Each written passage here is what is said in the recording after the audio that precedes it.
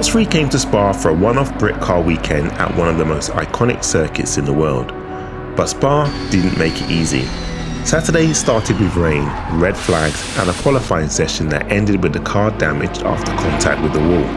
The team worked to get the Ginetta repaired in time for the race, but once the race got underway, another problem appeared.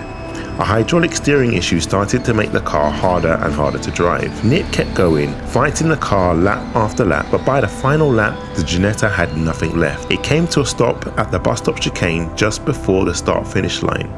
Nick was exhausted. The car was recovered, and Box3 were left with one question. Could they fix it in time for Sunday?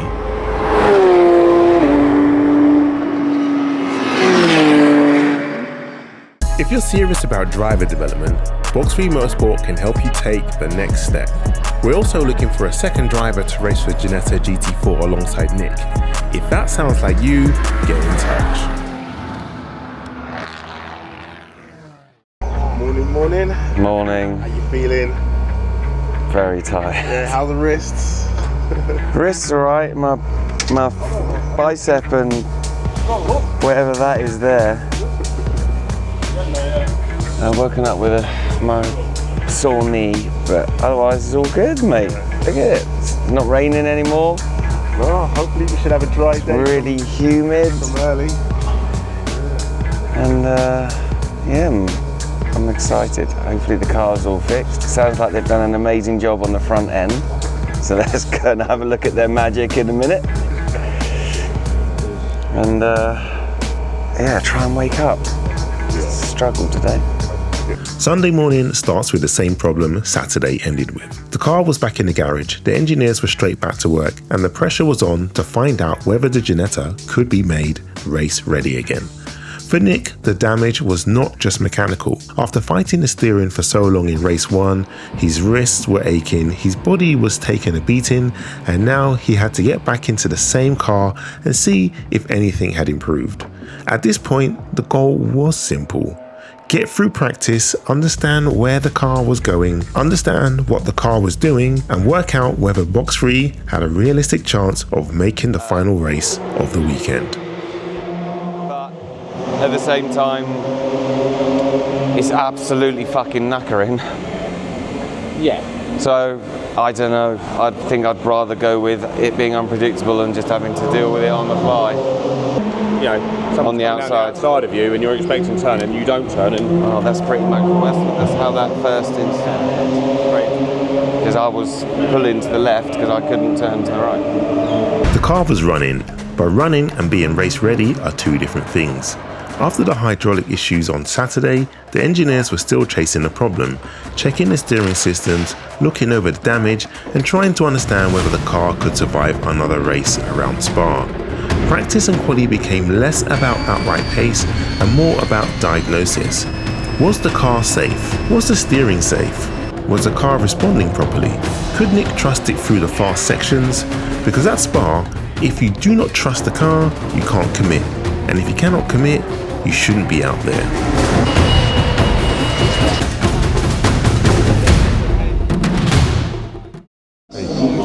So Nick, you've just finished quali. Yeah. How does the car feel since the repairs to the steering and the hydraulics?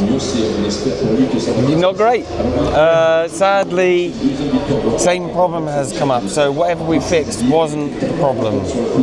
So we're still hunting for the solution or hunting for the problem. I think we got a better idea on what it is now. I mean, there aren't that many more parts to replace and/or problem solve. But yeah, went out, did 2 laps, car felt great. I was like, yeah, come on, I'm gonna fucking have this. And then just as the flag came down for quali, started happening again. Right. So you completely off the pace. As soon as you know it, your driving stance, you're all tense. Yeah. You lose like I explained last time.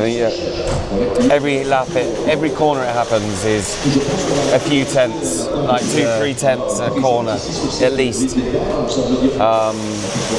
And actually, I was having a flying lap. It wasn't too bad on the first one. and then the McLaren dived down the inside of me at the bus stop chicane. And as he did, he covered up where the oil was that was dropped by the previous race. Yeah. And I had a spin on the oil. It took me forever to get off the grass again, actually. So that buggered that lap up, and I had 2 greens. Frustrating. But we go again. More ideas. Try and fix the problem. Got every faith that they will. So. Cool. All right. Well, we'll leave the mechanics to it, and we wish to be out on track. Come on, we got this, boy. Yeah, come on. Yeah, Datum are good. It is racing. This is racing. Yeah. These are the trials and tribulations that go in endurance racing. To be honest, that's true. People get under there's a lot of mental and physical pressure, but there's a lot of physical pressure on the car. You're driving the car for 60, 90 minutes, wherever it is, at full tilt. It's not like down the straights. It's easy. It's not. You're driving it at full RPM, at top speed, in the corners. You're giving it everything. You're stressing everything to the max all the time. So it's not surprising stuff happens. Yeah, exactly. You can't know what you don't know. Yeah. It's not like you take every single part out of the car every time you rebuild at the end of every race and rebuild. Certainly not at this level. So it's just part of it, really. So at the moment, what are the mechanics doing? Right now they're replacing the water bottle. Right. So there are, like I said, there aren't too many more things which could be the problem for the source of the leak. Yeah. It's very difficult to tell, so you can pressure test it. So we're putting a new water bottle on, made of aluminium, which is also made with our pressure testing. It's got a pressure testing cap on it. Right. Whereas the plastic one didn't. So fingers crossed. Put the new water tank on. Pressure test. We should be able to see where the leak's coming from. Right. Should be solve the problem. Yeah. See, I think that's the problem. As small water leak, bit of air, or a little bit of a problem. Gradually getting worse. More and more air gets sucked into the system. More and more air. Oil perpetuates it and chucked out until essentially I'm just trying to use air to push the system around. By the time the race came around, the team had done everything they could. The car was prepped, Nick was suited up, and on paper, Box3 were still in the fight to make the final race for the weekend. But there was still a big question hanging over the garage. Had they actually fixed the problem, or had they only done enough to get the car moving again? The only way to find out was to send it.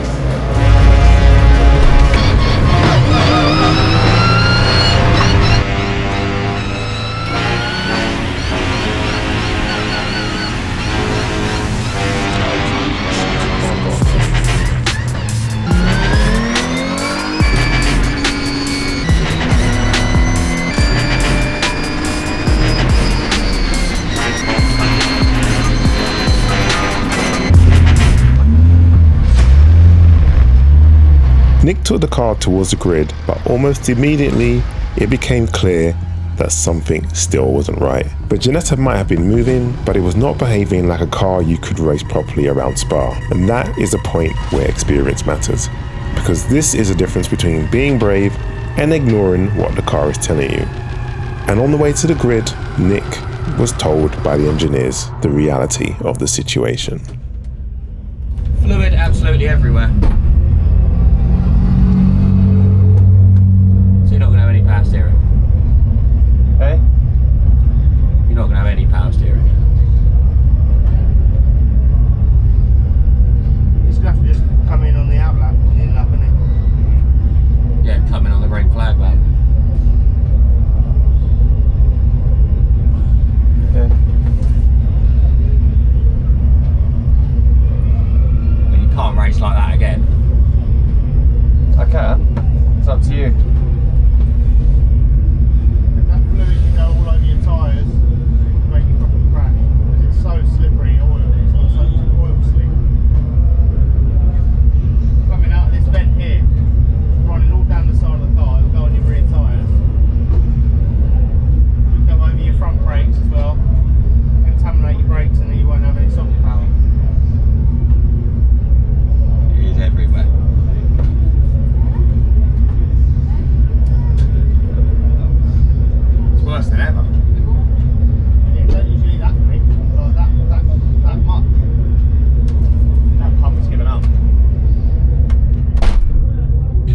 No driver wants to come all the way to Spa and stop before the race has even started. No team wants to spend hours repairing a car only to realise the problem is still there. But sometimes the right decision is not the exciting one. Sometimes the right decision is to protect the driver, protect the car, and accept the weekend is done. Afterwards, I caught up with Nick to talk through the whole thing. So Nick, Yeah, what happened? not a lot. Oh, It was looking so good. We found the problem. well, we thought we did, didn't we? Yeah.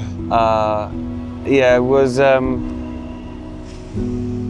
We came out of quali feeling obviously pretty low, Yeah. and still power steering issues. Thought we found a hole in a pipe. The emotions started to build up again, started getting excited. Yeah, starting to get in the zone. Yeah. I even started getting ready early, and recently I've just started to chill before the race. I was like getting in the car like 5 minutes before it. This time I was like, I think I sat in the car 15 minutes before it. It's just like, oh, a minute, come on. Haven't had much track time today. Yeah. Go out for the warm-up lap or whatever it's called. Yeah. And come back and sit around back on the grid, and Tom's like, we're just going to open the bonnet up and check everything's all right. He looks through the window. Oh. It's chucked all of its contents out all over the car. I thought some car in front of me was throwing oil up because it was all over the windscreen, and it wasn't. It was my car throwing oil up at me. So game over. Obviously we're sat on the grid, so we had to go and do the start. Yeah. Do the rolling start. But as we came in for the rolling start, I just dropped back and folded into the garage and got derobed and watched the race from the sidelines. Got it. Yeah, massive. Got it. But it is racing, Yeah, that's true. and we've had an incredible time here. Yeah. Spa's been everything you would think Spa would be. Yeah. Eventful, weather-wise, car-wise, race-wise. It feels like you've experienced every element of Spa, what Spa could throw at us. Yeah. Weather, breakdowns, collisions, fatigue.